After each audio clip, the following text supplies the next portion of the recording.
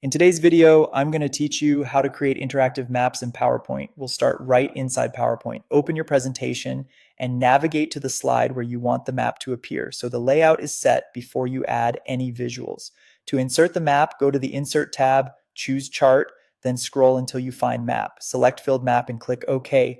PowerPoint will drop a default map chart onto your slide. It's essentially a placeholder waiting for your data. An Excel window opens automatically so you can enter what the map should show. Replace the sample values with your own. In the first column, type the geographic locations. These can be countries, states, or regions. In the second column, add the numeric values that correspond to each location, like counts, percentages, or scores.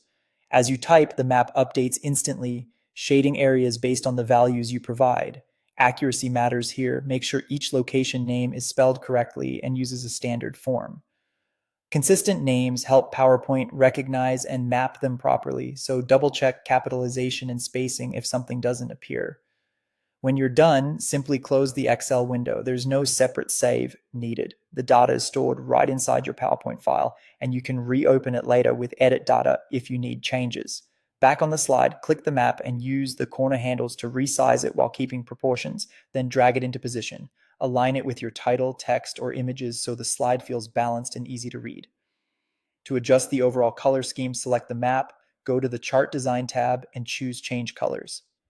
Hover to preview different palettes and pick one that fits your theme and offers good contrast. If you want to emphasize specific regions, select them directly on the map and open the Format pane. Here you can fine-tune fills and outlines to draw attention without overwhelming the rest of the chart. For a polished finish, return to the Chart Design tab and explore the Chart Styles gallery. These presets refine shading, borders, and overall layout, helping your map look clean and professional in a single click.